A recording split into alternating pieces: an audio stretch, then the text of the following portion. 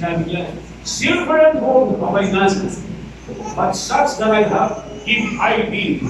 In the name of Jesus Christ of Nazareth, rise up and walk. Yung pinalakad niya, bakit yung pinalakad? Kasi meron siyang pananampalataya. Sabi siya meron pananampalataya doon sa sinasabi ng kanyang leader. Sino yung leader niya? Si Jesus. Bakit? Subok na kasi yung leader. Nung sila ay nangingisda, wala silang makakuling isda. Magdamag sila ng kuya. Nakakalugod yung mga isda. Tapos ay nagpakita, magdamag. Tapos wala kang nakakuha kahit na isang alamak. Walang nakakuha. Tapos, dito nila nasubukan si Jesus na muling nabuhay. Namatay na si Jesus, may kapangyarihan pa rin. Sabi niya, ibig niya sa kabila, sa lugar ng karang, itago mo yung pinusunan ba? Nahalata yung tinig. Sino na pahalata? Yung pasyado malapit sa kanya. Sino nakakaalam ng tinig ng Diyos? Baka mamaya, tinig ng demonyo eh. Akala mo, tinig ng Diyos. Sinabihan ka, sumali ka dyan sa networking na yan. Kaya hindi ba, nakikinsala doon sa ating mga napahamak ko yung aking pera, hindi mo pa parang yun. Napahamak ka rin sa pagsama ko sa networking na yan. Kala ko tinig ng Diyos, hindi mo narinig tinig ng Diyos, makarinig ng Diyos. Pero si Pedro, kilala niya. Noong sabi niya, dito niyo sa gawing kanan ninyo, tapon ninyo yung lambar. Lumikod siya. Ano ginawa niya? Lumikod siya. Anong nakuha niyang ginawa? Sumigaw ba siya?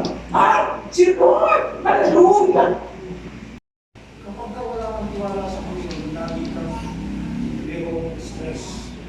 Nabubuli ka palagi. Ang tao ay hindi mo ang Mario, hindi mo Warrior.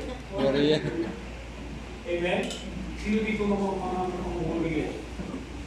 Lagi kang sinamagkano dito para kaawa ko kayo palagi. Kapag nagsalita parang nagpapaawa ka. Hindi mo makikita yung kasiglahan.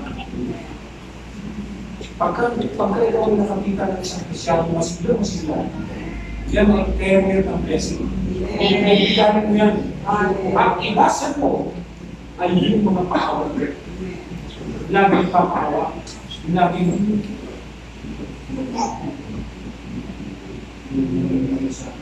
hindi na nilili. Ikaw na nungtangin. Tapos sasabihin sa akin, dalawa tayo ng bayan. Hindi gano'n. Kundi, paano ako makakatulog? Sabi ko kay parang may tulong. Ano ba kayo ko sa labas?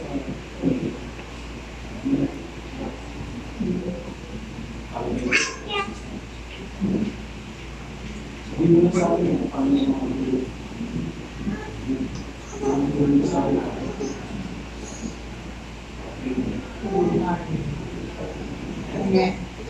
Hindi sabihin, nagtitiwala siya sa Pilihan. Amen?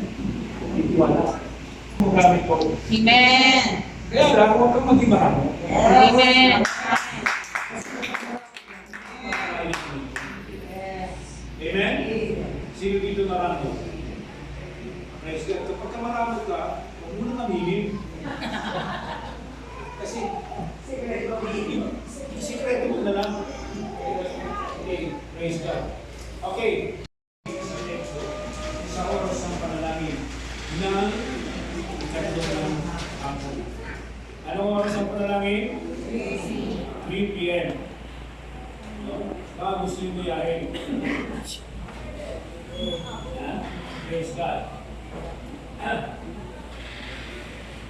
At may isa lalaking himpo mula po sa pagkakamaling, ang noon ay pinapasok sa araw-araw, siya ay ilalagay nila sa pintuan ng templo na tinatawag na maganda upang manghuli ng limos sa mga tumakaso sa templo.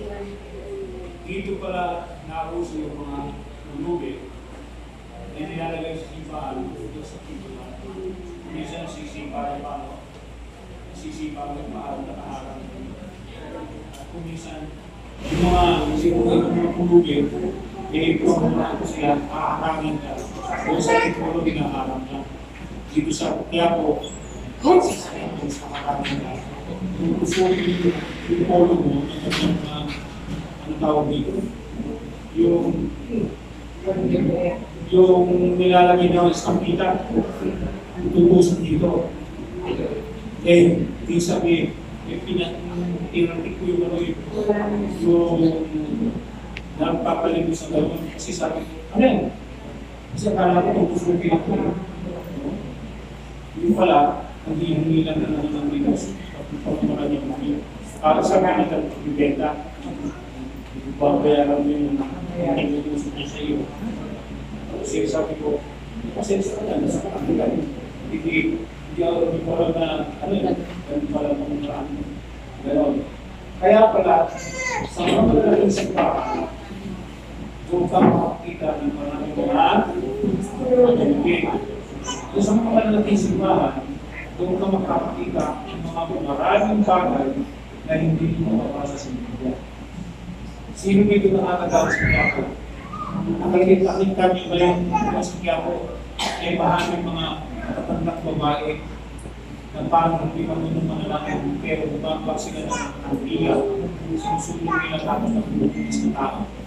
At pagkatapos pagkakinig ka ng panalangin sa kanila, kakamunin nila at kukuha sila ng isang kundis na tao at doon ipapalagay nila ng mga para sila malaming tutulang. Alam mo yung mga magkukulamay may sarili silang manila para sa iyo. Ang kalaman ka nila. Yun ang ginagawa ng mga tao sa iyo. Yung mga kita ngayon sa gilid, kung kayo'y dadaan sa Quezon River, simbahan na ako sa Quezon River. Ano yung itapo ko ng mga babae na nagsusunod ng mga kapila. Bilang sa ano ba ba? Ayuda. Ano tawag ba sa pagkikigay? Kupag sentro sa mga verses na ito. Okay, number 1 is Exodus chapter 15 verse 26. Number 2 is 3 John 2. Isa nyo sa yung line up. 3 John 2. And then chapter 3 ng Book of Acts. After sa Book of Acts, 1 Corinthians chapter 6 verse 19. Diba? Hindi ko pwedeng tahanan ng sakit. Bakit? Ang tumataan sa iyo ay hindi ko malaman ng sakit. Amen. Si Lord, nagkasakit ba si Lord? Hindi na sinipo na, nabalkan na pang sinipo, bumili ng fix, unahin sa Lord. Wala eh. Amen? Praise God. Hindi siya nagkaroon ng sakit. At siya nakatira sa iyo. Amen.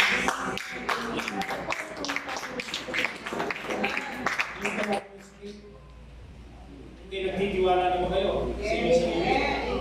Praise God. Kaya kapag ikaw ay nagkasakit, lingkod ka ng Diyos, malaki pa na naman mo. Ang karaniwan doon sa mga matatanda ng mga lingkod ng Diyos, noong nagkasakit sila, tuloy-tuloy na. Si Oral Roberts, anong pinipatay ni Oral Roberts? Si Oral Roberts ay isa sa pinaka-matinding ginamit ng Panginoon sa Pilipinas. At nakapagpatay ng kumasi ng hospital. Si Oral Roberts.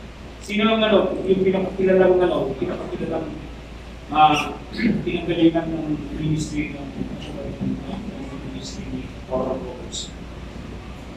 Lagi ko nababanggit yun noon at pag-aaralan natin muli ang kanilang mga buhay kung paano sila ng kanan. si John Alexander Dowie. Si John Alexander Dowie ay isang taong mahilig sa debate. Ang kanyang pinag-aralan ay hindi tungkol sa ministry, hindi political science. Mahilig si John Dowie sa mga debate. At hindi siya naniniwala sa mga scientists. At ang paniniwala niya, mas magaling ang mga tuturo ng salita ng Diyos dito sa mga scientists. Kasi yung mga scientists, hindi nila mabigyan ng katuunan agad ang mga pagkikilap ng pagkakawin at